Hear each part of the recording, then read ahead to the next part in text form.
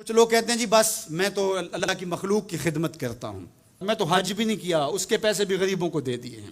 وہ تبلیغ کرتے ہیں لوگ کہ جناب قربانی کے پیسے بھی اگر غریبوں میں دے دیے جائے تو یہ زیادہ اچھا ہے، ان کی مدد ہو جائے۔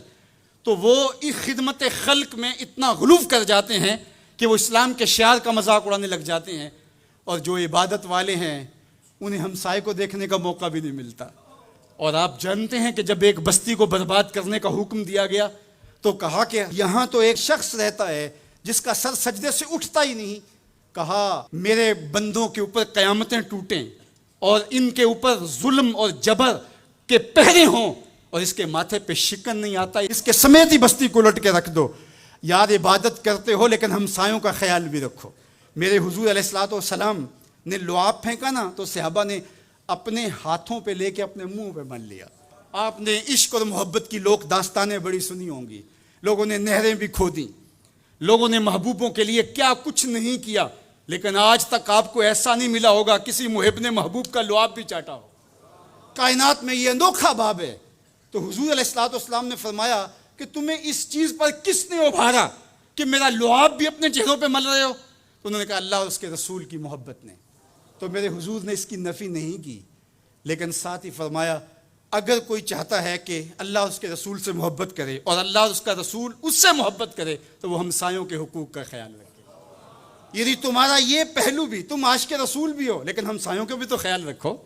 تمہارے گھر پہ جھنڈا تو لگا ہے حضور کے میلاد کا، لیکن اگر ہمسایوں کے گھر میں اندھیرا ہے تو یار اپنے گھر میں اس سال اگر چراغاں نہیں کر سکے، غریب ہمسائے کا میٹر کٹ گیا اس کا بل دے دو، آمنہ کا لال زیادہ خوش ہوگا، میلاد والا رسول زیادہ خوش ہوگا۔ اس لیے دونوں پلڑے برابر رکھو، نہ تو عبادات کے زعم میں تم خدمت خلق کو اور ہمسایوں کے حقوق کو اور رشتہ داروں کے حقوق کو بھول جاؤ، اور نہ یہ کہ تم خدمت خلق کے نام پہ عبادات کا مذاق اڑانے لگو۔ وَكَذَلِكَ جَعَلْنَاكُمْ أُمَّةً وَسَطًا۔ ادارت المصطفیٰ دونوں بازوؤں کے ساتھ اڑنے کی فکر رکھتا ہے، اور امت وسط کے مزاج کو لوگوں میں راسخ کرنا شروع ہوتا ہے۔ ظاہر ہے جب کبھی اس بازو پہ زور پڑے تو کبھی اس بازو پہ زور پڑے تو بازو جھکنے لگتے ہیں، تو میرا اللہ مدد کرتا ہے، نصرت دیتا ہے۔ تو کبھی ہمارے کسی بازو پہ فتویٰ بھی آ کے جو ہے وہ زور ڈالتا ہے، کبھی کسی فتوے کا میزائل لگتا ہے، لیکن ہم تو بلے شاہ کی بولی میں کہتے ہیں بلے آلو کی تینوں کافر کافر آکھن تو آہو آہو آکھ۔ ہمارا کام الجھنا تھوڑا ہے، ہم نے تو آگے بڑھتے ہی چلے جانا ہے، اور ہماری منزل تو مدینہ ہے، ہم نے تو اس کی طرف عازم سفر رہنا ہے۔ ادارت المصطفیٰ ایک فکر کا نام ہے، اور وہ فکر جو مدینے کی ضیاؤں سے پھوٹتی ہے، گنبد خضرا کے جمال کی روشنی ہے، اور وہ مصطفی نہیں ہو سکتا جس کے دونوں بازو میں سے ایک بازو شل ہو۔ حضور کی امت سے جس کو پیار نہیں ہے، حضور کی امت سے جس کو محبت نہیں ہے، حضور کی محبتوں کا کبھی بھی مستحق نہیں ہو سکتا۔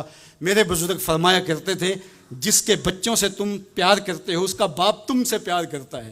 اگر تم چاہو کہ حضور ہم سے پیار کریں تو حضور کی امت سے پیار کرو۔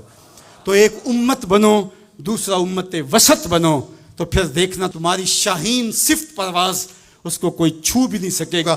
تم پھر بڑھتے رہو گے اور تمہارا بڑھنا منزل آشنا ہوگا، اور تو راہ نورد شوق ہے منزل نہ کر قبول، لیلا بھی ہم نشیں ہو تو محمل نہ کر قبول۔